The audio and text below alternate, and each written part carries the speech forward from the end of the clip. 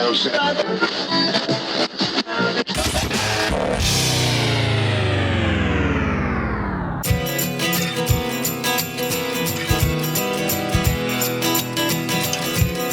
right, welcome to Guys Telling Stories. Guys Telling Stories. Bill, thank you. Oh, you forgot. Oh, that's all right. Welcome to another episode, everybody. Here we go. Here we are. Yeah, I'm Rich Douglas. I'm Bill Easton. I'm Sean. Hey, Sean, how you doing over there? I'm doing okay. For those of you that can't see us, which is everybody, Sean's at the end of the table. Took a seat.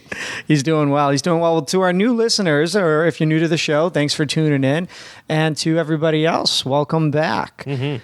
All right, we have a fantastic guest today, Bill. Pretty excited about Rory. I'm excited about Rory. Yeah, but guys, before we get into that, we just want to say thank you so much for all the support and for helping us out online. We have our Amazon link, and if you click on that before you go shopping, we get a cut of that. Something else? But we have something new to announce, too. Ooh. So we have a new Amazon offer. It's called Prime Music, Bill. Have you heard of it? I've heard of it. So basically how this works is if you head to our website, guystellingstories.com, and click on the Prime Music button, you get a free 30-day trial. Sweet. So you're probably wondering, what is Prime Music? It's the only music streaming service with free 2-day shipping. What that means is you have Amazon Prime included in your music subscription. This is unlimited on-demand streaming of music, Bill. No ads. You got no ads. You got unlimited skips. You can even download the music and save it to your phone if you're going to be somewhere without Wi-Fi, like taking a commuter train or being on an airplane. Cool. Yeah, so head to our website, guystellingstories.com, and click on the Prime Music button and give it a shot. All right, let's get to our Try at Home segment. This is a segment where, guys, we feature products on our website underneath the Try at Home tab, and these products are ones we love and use. Yes, by no means are we sponsored by these products. These are actual products that me and Rich have in our houses that we have purchased on Amazon, and we are encouraging you to check them out if you're interested. And if you do, we get a cut of that. Exactly. All right, Bill, what do you got for a Try at Home today? Well, you know, it's going to get cold soon, Rich and Sean, and we have the... For a Keurig, if you're a Keurig owner, they are called Crazy Cups. It's crazy flavors. What makes them so crazy? Well, I'll give you some examples of their flavors. They have salted caramel, pretty normal now. Everyone's doing that. Pumpkin vanilla cream. There's frosted oatmeal cookie.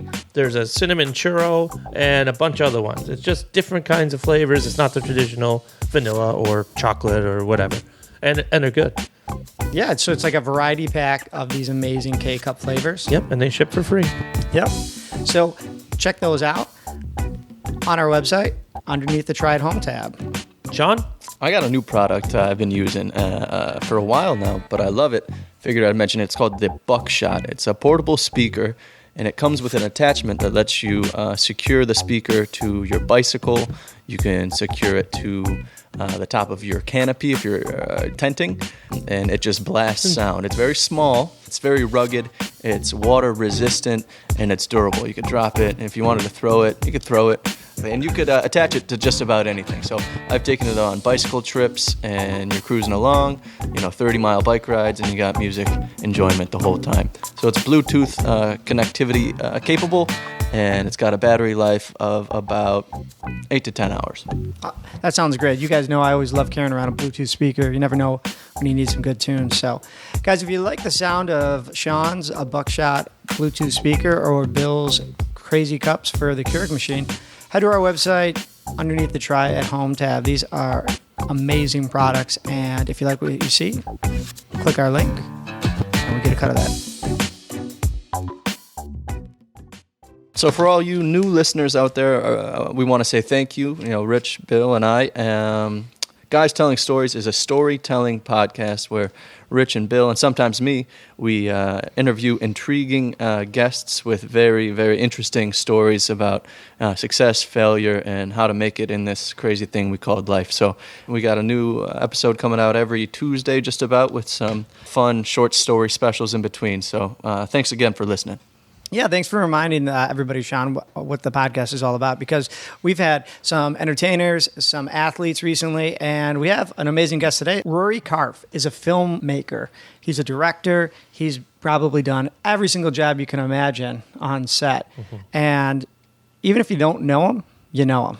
I know him. He has been involved with ESPN NASCAR stories with the Dale Earnhardt one that we were Dale. talking about before. Just called Dale, right? Yeah. He's been involved with Inside the NFL. I think he has a 30 for 30 coming out that we're all pretty excited about with Ric Flair in the future. But the one that a lot of people are probably tuning in for right now is the evolution of Punk, the story of CM Punk getting ready for his first UFC fight. Pretty cool. Yeah, he puts out some high quality work. I think he had a documentary about the Manning brothers. Yep, the Manning family. Manning All family, of them. Book of Manning. Yeah. Dad, mom.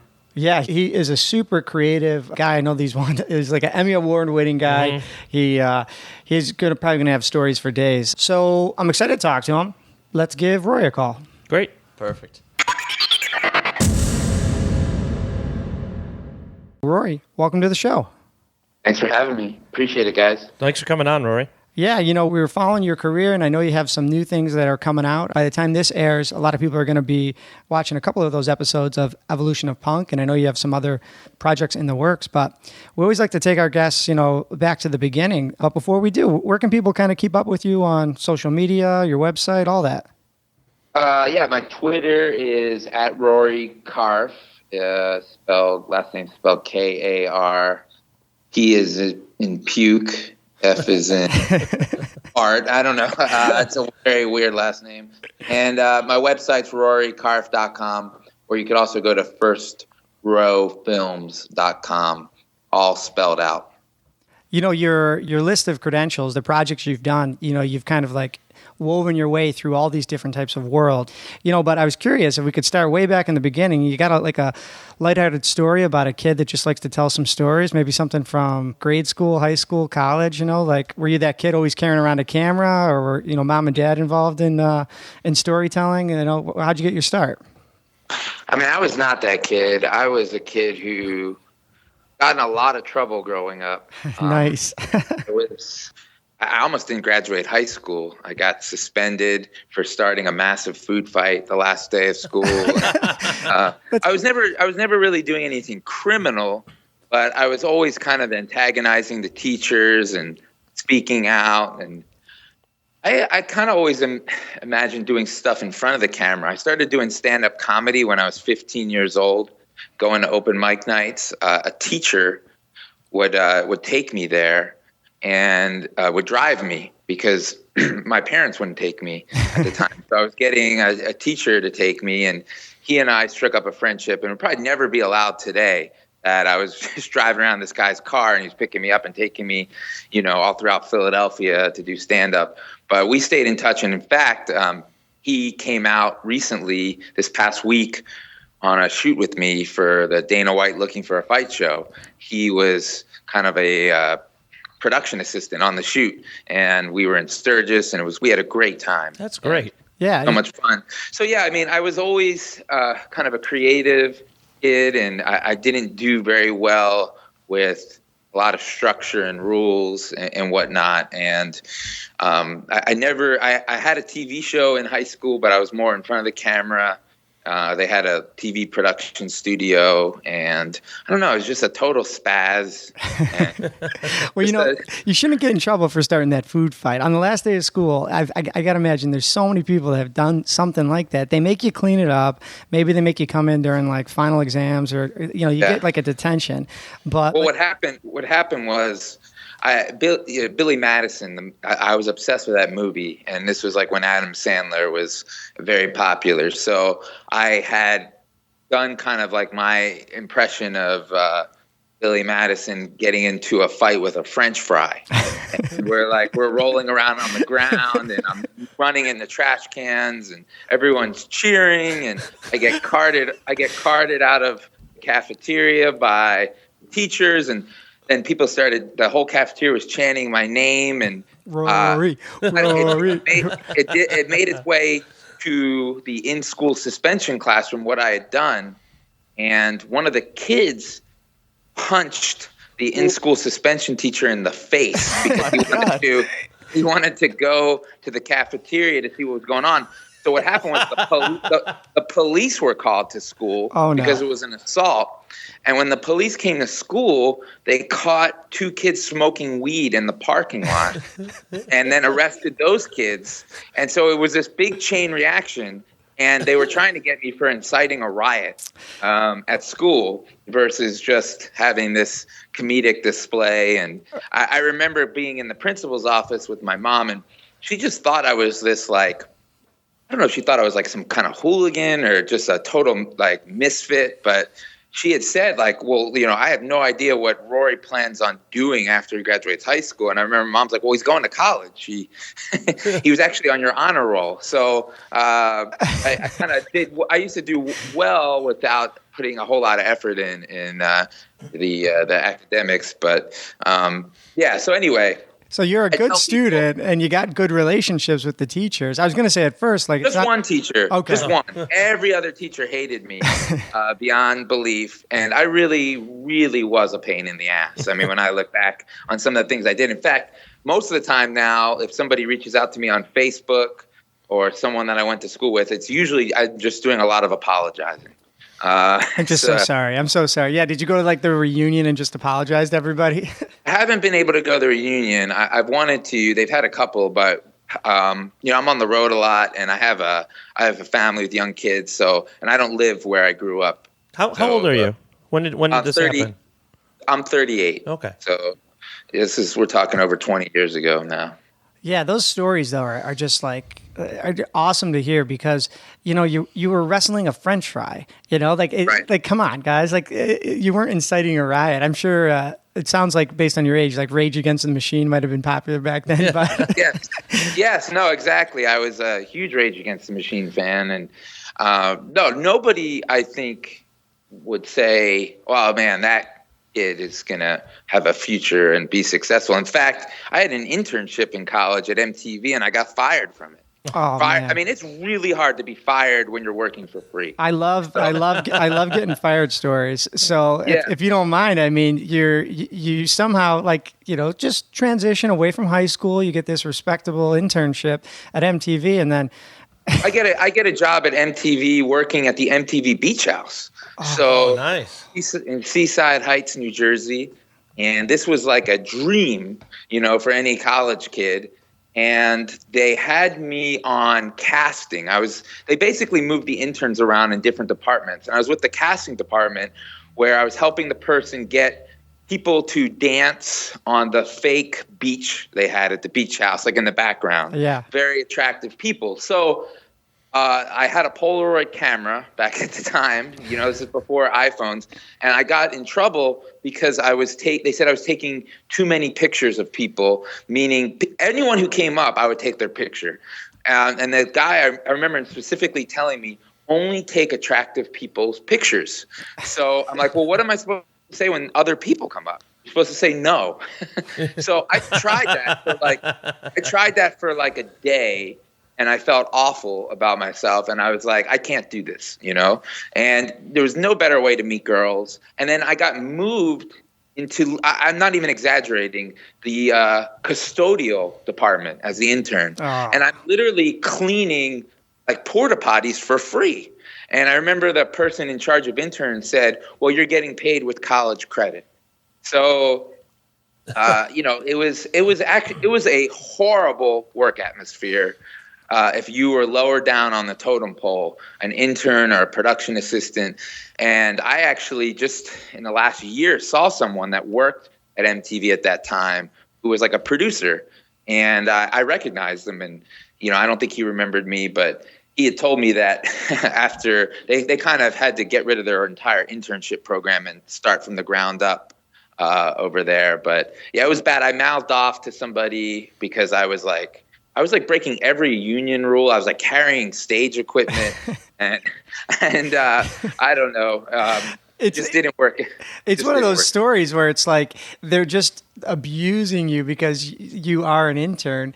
And I don't know about you, but did you have like a little problem with authority? Like, come on, man, I don't want to clean these porta potties. So. It wasn't the authority. It's like, I'll give you an example of something that happened. Carson Daly was there, and he was a very, very nice guy. He talked to every intern, and we ate with them. And Busta Rhymes and his guys were there, and Carson wanted to get a pickup basketball game going. So he got some of the interns to play. And we were just having a basketball game. And I think, it got like pretty physical, with those guys. Well, yeah. And someone in Busta Rhymes' posse got upset, and I don't know, but it led to them having this huge meeting, and our intern boss told us we were under strict instructions to no longer talk to the VJs, and she actually said, "Do not make eye contact with them."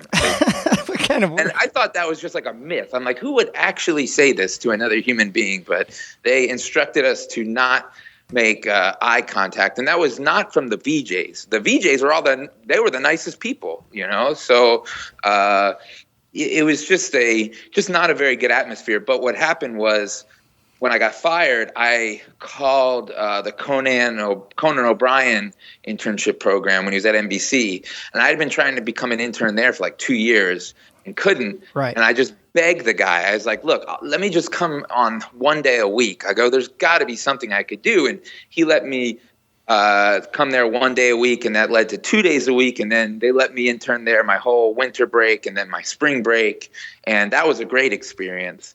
And they treated the people much nicer. Yeah. There. Were you? Was that part of the Page program that I've heard so much about?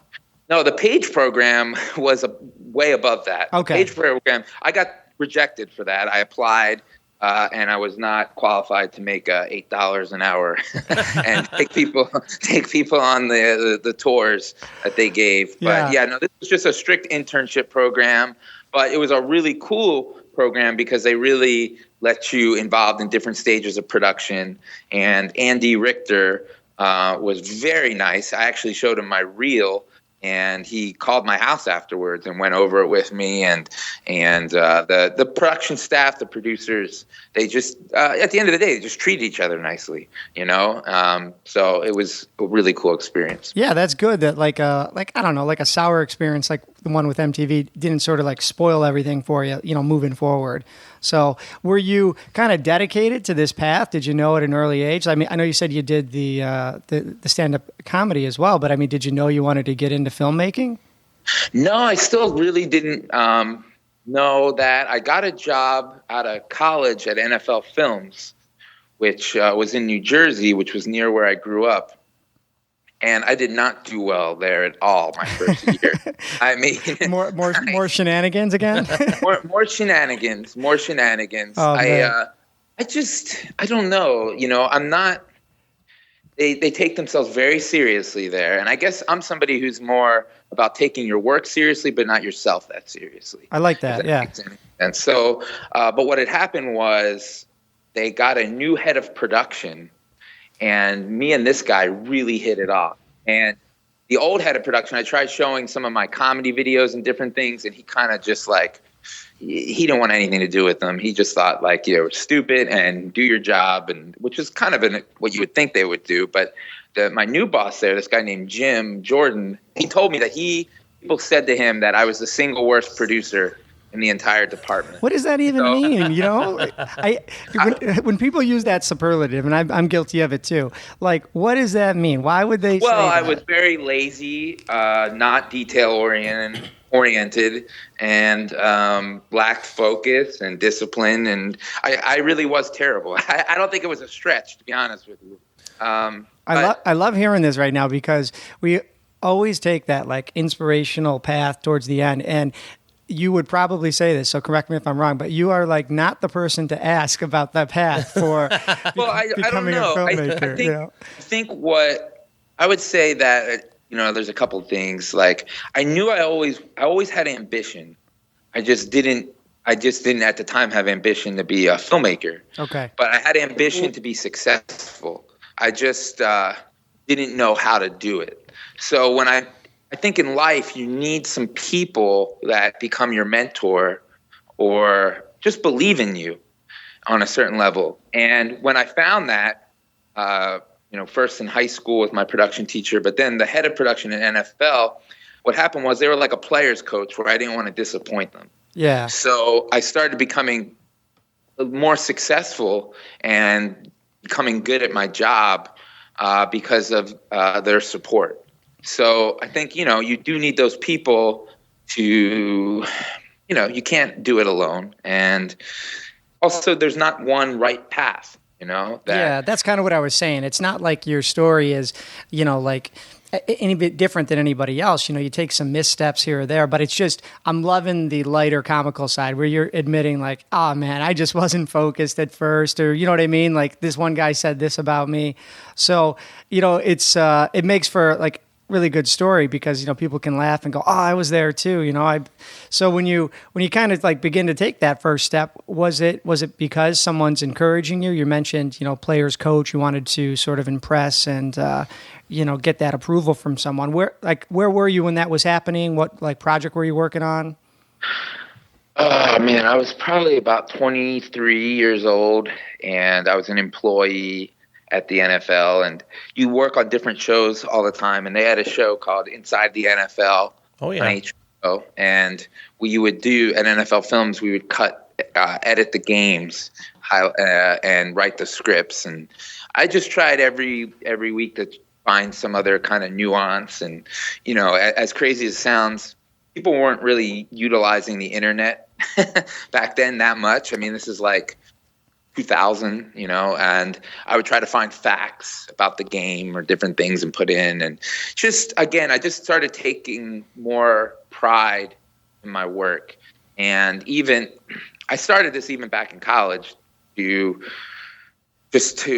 no matter what I was doing, to try to do a better job of it. I didn't really know how to do it in college. Yeah. But I started, no matter what the assignment was, no matter whether I wanted to do it or not, even logging, I just started to understand what it was to work with, try to be excellent at something. So you're making your way down a career path as a filmmaker, taking these steps, which would seem to be pretty more basically just taking better care of what you're doing and how you're doing it. Where was the point where this is what you're going to do and there's no turning back? Well, I mean, it took a couple of years. I was still doing some side projects. I was really into like fitness at the time in my 20s. I had a fitness radio show I hosted. And I was really into that. And Steve Sable came on my show. And cool. It's kind of a local show. And so I didn't know whether I wanted to do that. And then I became the director of the Dale Earnhardt movie for NASCAR. What happened was my friend I was telling you about became the head of production for NASCAR and called me up and asked me if I wanted to work on the Dale Earnhardt movie. And I started out as just kind of more of a lower level producer, and then kind of became the director by default because I could edit. And I started editing on the rough cuts, and they had brought in some other people like from LA, and they just weren't vibing. It was a big documentary on Dale Earnhardt, the deceased race car driver. Yeah. So anyway, I liked being the director. I liked being a part of a film and taking it from a beginning, middle, and end. So that's kind of where it started for me. And at the time, NASCAR was very popular. And because of the success of Dale Earnhardt, I got to work on other big NASCAR projects that eventually led to a 30 for 30 on this race car driver named Tim Richmond. So, it kind of just happened organically. Yeah, I mean, a lot of people out there are probably curious to hear about the life of a filmmaker. When you say a project or like a film, do you know how long you're going to be working on that project? Like if you're given the title, for example, of editor, director, producer, like is it 6 months and hey, I'm busy for 6? Or is it like, hey, this could go on for 2 years? Well, it's different now. It depends on the project. So I'm working on a 30 for 30 film on Ric Flair, and they weren't sure on the air date. The only thing I was sure about is when the rough cut is due. Okay. And then based off of the rough cut or their scheduling, they decide on when they want the final film to air. So that one kind of has been getting moved around depending on scheduling. And then there's some other projects. Been doing a lot more series work where, they have a very specific deadline of when things are due and how long you're going to work on a certain project. But like you mentioned, the CM Punk series at the beginning, that was predicated on when he was going to fight.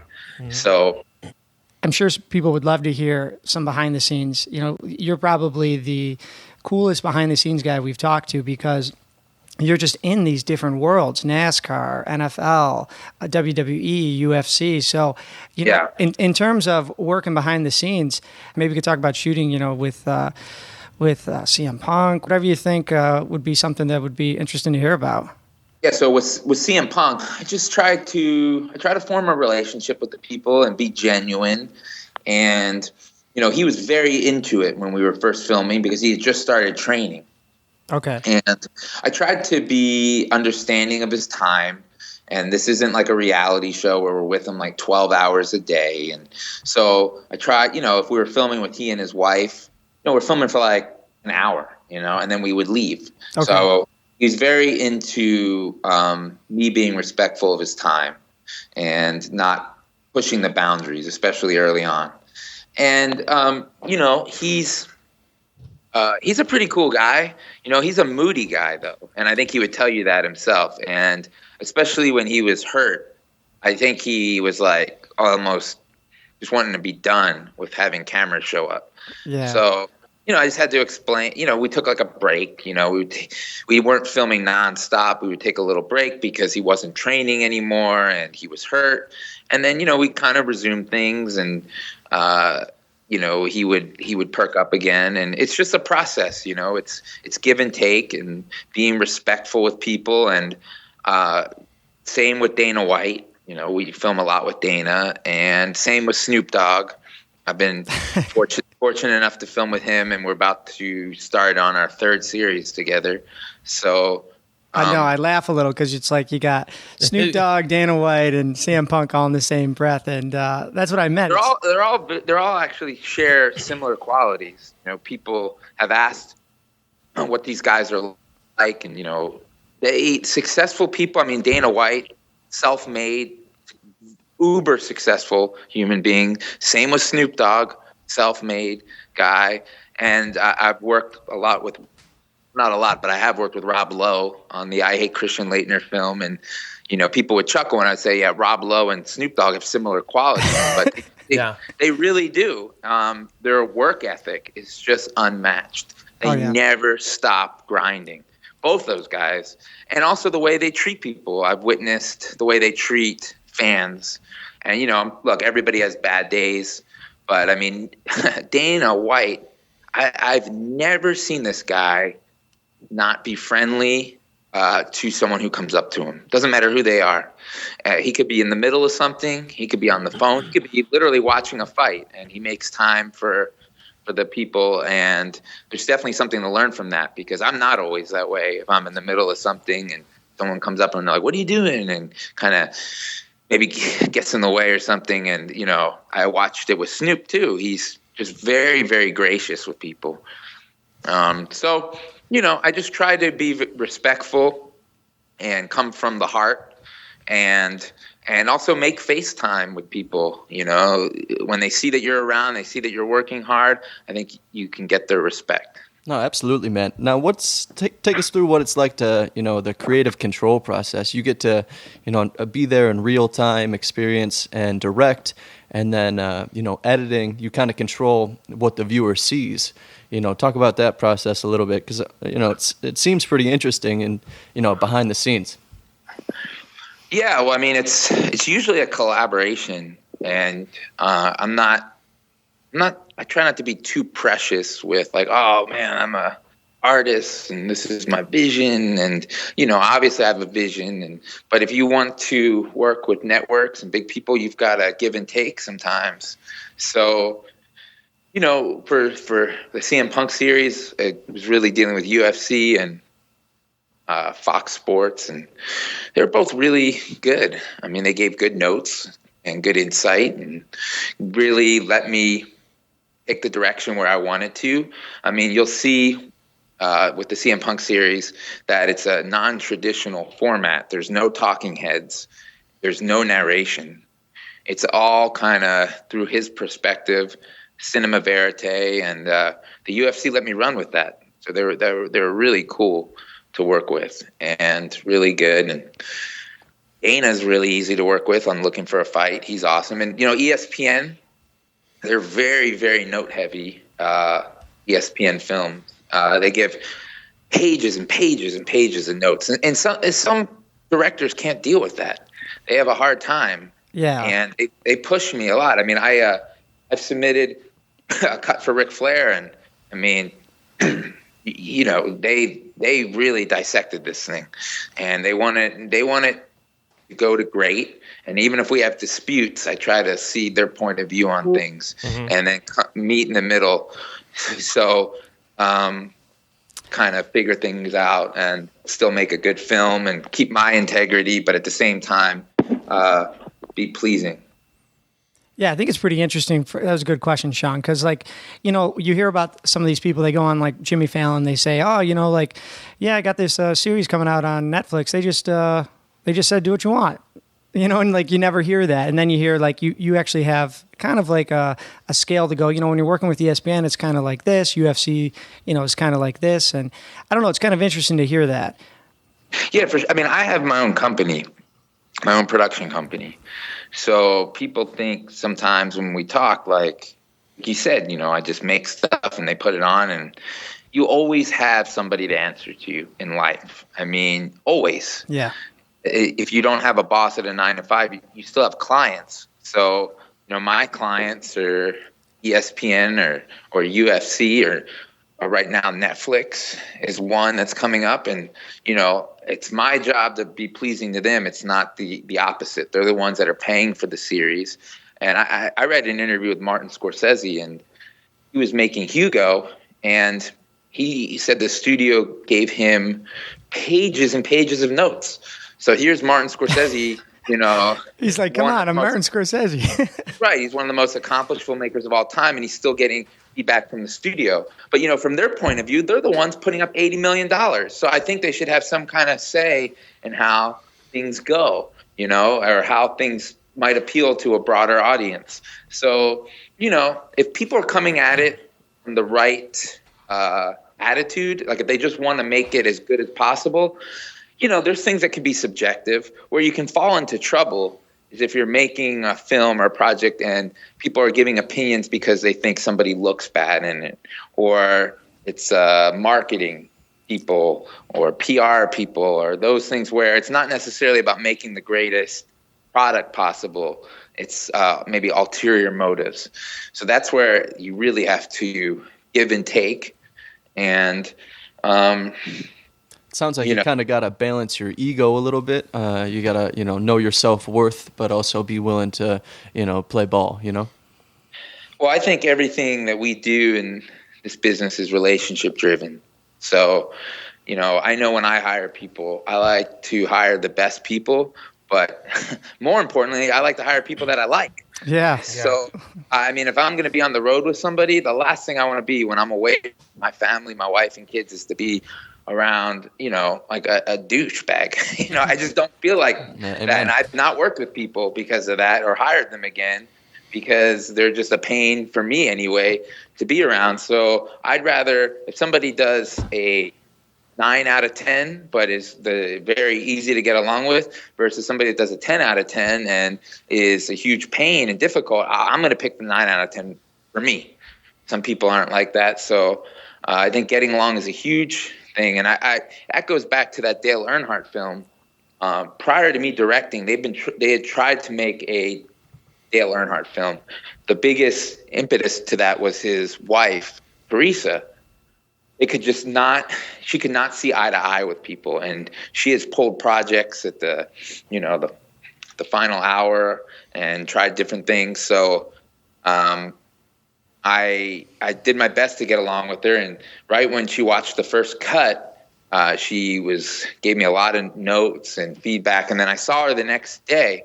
I remember she was like, Rory, I thought she was going to say I was a little hard on you, but she was like, I think this film needs a lot of work. You are way off. So I told her, like, hey, look, you're his wife and you know him better than anyone, and I want you to be proud of the project and not just look at it like it's a financial thing. Like, this is something to show your grandkids. So, and then we formed a good working relationship, and to the point where if she had something, I think that I didn't agree with, I could tell her, and she respected my opinion, and she felt that I was listening to her opinion. And at the end of the day, people just want to be heard. You know, Yeah. you want to feel like your opinion matters. So, to answer your original question, you got to put your ego aside sometimes and not be like, oh, I'm the precious filmmaker. I'm an artist, and you can think those things in your head. Yeah. But you do. My opinion is, it pays to get along with people, and it pays to see other people's perspective when you can. Nice. Well, we're getting to that portion of the interview where we always like to ask about like a challenge or an obstacle. But I got to say, like, you have so many impressive stories and, pieces that you could talk about. So, I mean, you could take it anywhere you want, like go way back, maybe some of the more recent stuff you're working on now. But was there a challenge you had to overcome that is a good story to tell and you kind of like learned a lesson from it? Well, I think one of the projects that I'm pretty proud of is the Book of Manning on the Manning. Yeah. And so we encountered some challenges on that. Archie Manning stopped production twice, and why? Come on, man.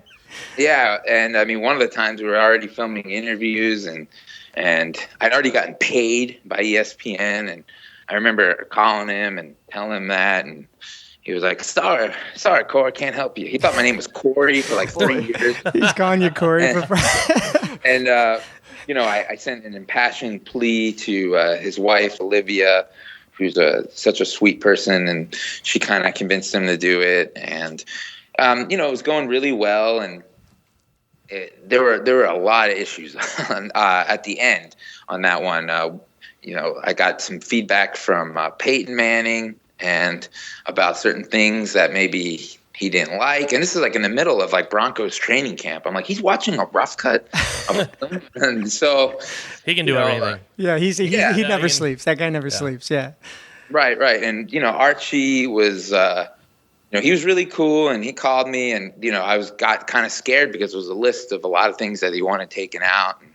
And, so it was just dealing with that. And then, there was a whole thing with the narrator, John Goodman, where I made a huge mistake. Let's hear about that one. Well, I made a mistake, like, without getting into too much detail, with something legally that I didn't know about. Not like with criminal or anything. Yeah, like contractually or something. Exactly, contractually, with the way they set up the contracts. And I really upset some of the people at ESPN without meaning to, and it looked like there was no way John Goodman was going to be able to narrate the film. Then it looked like they might have to take the film off the schedule, and luckily John Goodman made some calls and elected to forego some money and some things just because he wanted to do the project, and really saved my ass. And when I saw him at the narration, we recorded in New Orleans. Like, I'd never met the guy or talked to him before. He walked in and I hugged him. He must have thought I was a lunatic. That's awesome. He's like, it happens to him all the time. He's like, Corey, why are you hugging me? It's like, damn it, Archie.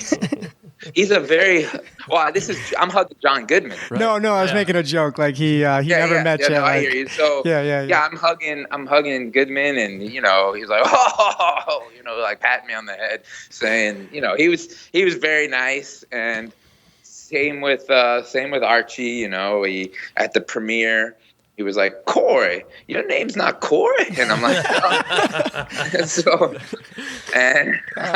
But there's a lot to actually get that film on the air. I went through a lot of speed bumps, and that was really the first major production for my production company. So I really wanted it to go well. And, man, you can't get too high with the highs, and you can't get too low with the lows. Yeah, right on. I mean, that film was like one of the highest rated. I know everyone is probably familiar with the Book of Manning, and it's just cool that, like you said, it wasn't all just like smooth sailing. It actually was a lot of hard work and a couple hiccups along the way too. Well, I saw an interview with Steven Spielberg recently, not comparing myself to Steven Spielberg, but he said he's never had one film where it's been easy, never once.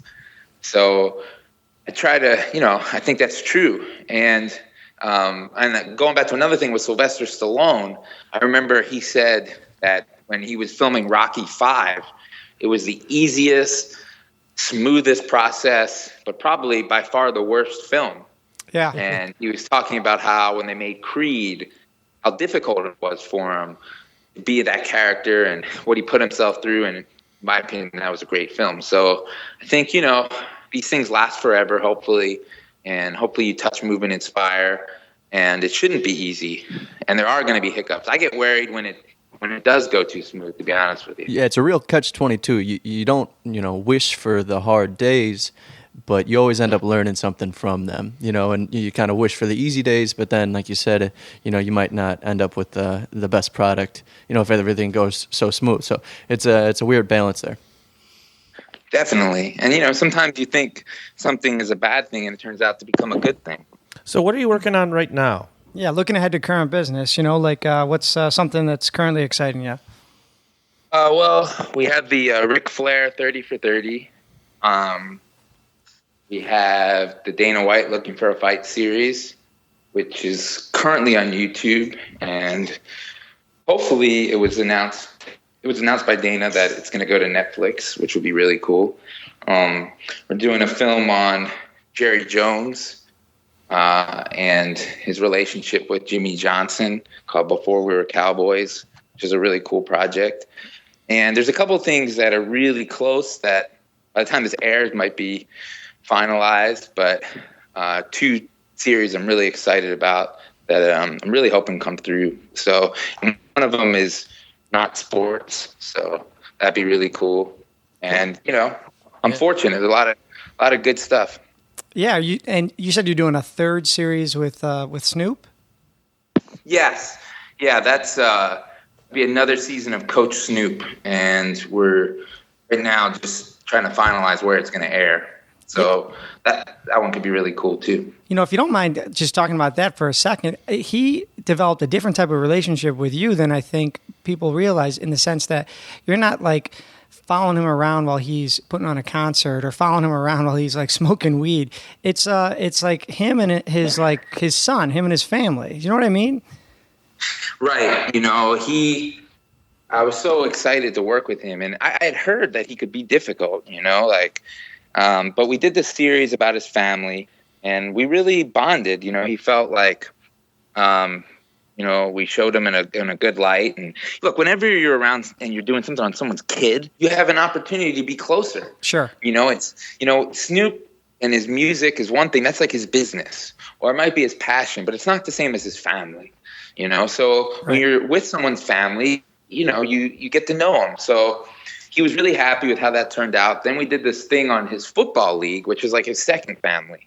He started his own youth football league called the SYFL, which has been really successful, has put players in the NFL, and basically was a league for kids in the inner city of Los Angeles to play football for free, where they didn't have any dues or whatnot. Yeah. And he started like 15 years ago. So we did a series that was on AOL.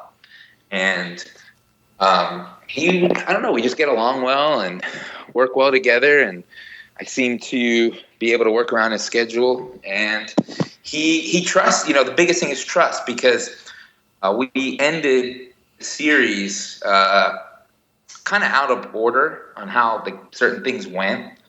And if you watch it, it's on AOL right now. We end the season. I don't want to spoil it, but I guess I will. They lose their final game. Yeah. And at first he was not cool with that. But I explained it to him, and he said, "You know what? I trust you. If you think it's the right decision, go for it." Yeah. And I thought that was really cool. And I don't take that for granted at all. And, he's been really nice to my kids. My son has a YouTube show, and he's interviewed Snoop on it a couple times. He does like man on the street interviews, and It's called the Cooper Johnson News, if you want to check it out. And Snoop's been really good to him. He tweets it out and everything. Yeah, I think we saw a picture on your it was Twitter on your Twitter feed. What a cool thing to do with your son. Just, he's, I asked you in the start of the interview, like, oh, hey, family influences. And, he gets to say, oh, yeah, me and my dad had a YouTube channel when I was growing up. Maybe you heard of it. I interviewed Snoop Dogg. Right. Pretty awesome. No, for sure. I like it. I shoot the camera for him, and It looks kind of orders me around and tells me what to do. Yeah, we pulled it up now. Yeah. At least a still shot from the Twitter. looks like your son's got some of that same ambition or drive, just by the looks of that picture. He's kind of like, I don't know. He's got some hair. Yeah. Yeah, he does have a nice head of hair, that's for sure. Yeah. Oh, man. Well, Rory, this has been pretty great and amazing. And as we sort of ride off into the sunset, we always like to ask about, any advice or final thoughts. And a lot of times people, after they reflect on their stories, can at least offer up something. Is there anything that comes to mind to you? Maybe not somebody that necessarily wants to get into filmmaking, but somebody just starting out on their path to whatever they want to do. What advice would you give to them? I actually do have people reaching out to me pretty regularly asking for advice. I try to get back to them, but a lot of times they're asking for a job, Oh, okay. So my advice is kind of threefold.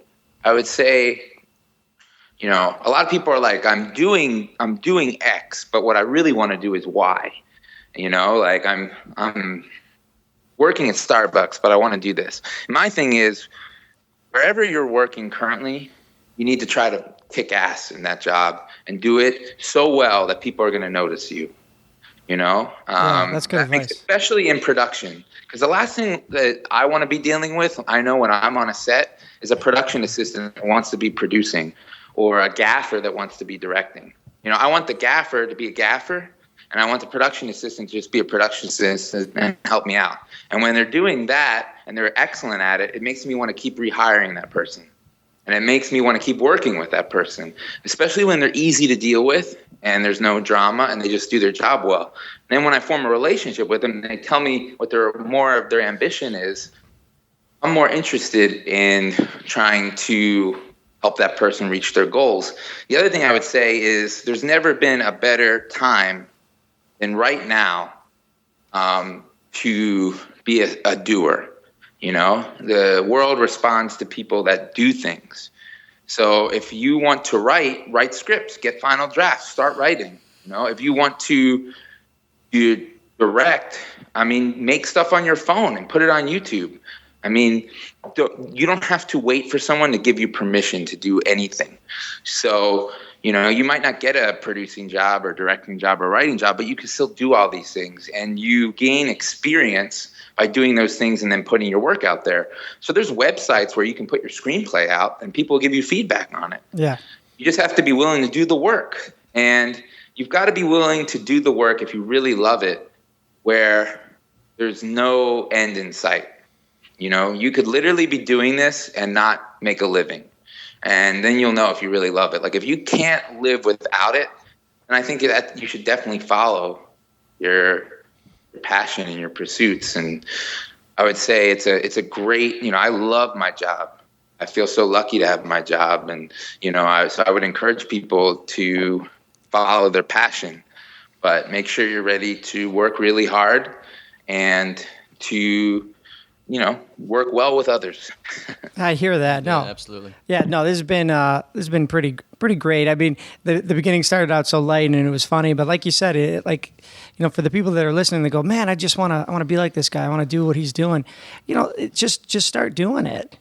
And also too, a lot of times people reach out to strangers, and I read once in a book that you have your own inner circle, whether you realize it or not. So I think it's good to work with your friends and your family if you get along with them, because those are the people that are going to be in your corner. So it's good to have a good team around rather than reaching out to a stranger on the internet. I think looking what the resources you have right in front of you, you'd be surprised sometimes that, you might have some real allies. that makes any sense. No, absolutely. Yeah. I mean, you look at somebody like an asset and a resource and say, hey, you want to go on this journey with me? I mean, it's you'd be surprised. They'd probably be like, absolutely. Road trip. Yeah. let's pack our bags and Everybody go. responds really well, like, to hard work. I mean, I don't know if you've ever been in a restaurant and, you know, your waitstaff person is just killing it. Like, they're so on top of things and they take so much pride in their work. You notice that. You respond to that. And I think that's in any profession, whatever you're doing, whether it's a school teacher or even a police officer, people respond to passion. You know, they can't deny it. And I think, you know, like Dana White or Snoop or Rob Lowe or even CM Punk, you know, they see that I'm passionate about this stuff, that I care, I give a shit. I want this to be great. So I think then they get on the journey with you. You know, they're cool. Like, wow, this guy cares as much as I do, maybe more. So, you know, I would say to your listeners, definitely follow your passion. Oh, awesome. Great advice. Yeah, this has been great. And guys, we're going to kind of close it out right now, but check out Evolution of Punk. It should be airing right now. And, you know, Rory mentioned a few of his future projects. You know, looking for a Fight on Netflix coming soon. And then Nature Boy is coming soon as well. So, Rory, this has been great. For people that want to follow you on social media, if you could plug that one more time, where's the best place and where are you at? You know, check out on Twitter at Rory Karpf, and my website is rorykarpf.com, RoryAarpf, and my son's YouTube channel is the Cooper Johnson News. He thinks our last name is super lame, so he calls his last name Johnson. Oh, that's awesome. I saw that on there. I was it's easier to spell. I was like, oh man, maybe that's his middle name or something. But No, he thinks our last name's stupid. And I pretty much agree with him. So kudos to him. That's great. Well, guys, this has been another amazing episode of the Guys Telling Stories podcast. I'm Rich Douglas. I'm Bill Easton. And producer Sean. All right, till next time. See ya. All right, Rory Karpf, guys. Rory, what a guy. I love those stories. Those are some stories, cool. yeah. Yeah, he had me laughing in the beginning, too, with the French fry story about almost getting kicked out of high school. That was pretty good. We didn't talk about the Christian Laettner. He directed I Hate Christian Laettner, which is 30 for 30. And those of you that are in our area obviously know who he is. He hit that buzzer beater in 92 to beat Kentucky in the NCAA tournament. We definitely got to get Rory back on the show. Maybe a short story special is in order for a couple of I Hate Christian Laettner stories for sure. Yeah, we'll definitely have to get him back on. I want to give you a compliment, Sean, too. You were chiming in there. You had that creative control question. That was a pretty good one. Yeah, man. This guy is just so interesting and, unique path in life to create, such success for himself. So definitely a huge fan of Rory Karpf. And as always, guys, head over to guystellingstories.com and really just explore the website. It's cool. It's interactive. We got a lot of things to check out. We got support the show. We got our Amazon links. Get a free 30-day trial of Amazon Prime Music. A lot of different things to check out. Support the show. Try at home. Just really explore the website. And thanks for listening, as always. Yeah, and please, if you haven't already, if you're new to the show, don't forget to subscribe. And if you like what you hear, you can leave us a review and rate over on the iTunes page. All right, guys, until next time, I'm Rich Douglas. I'm Bill Easton. Sean.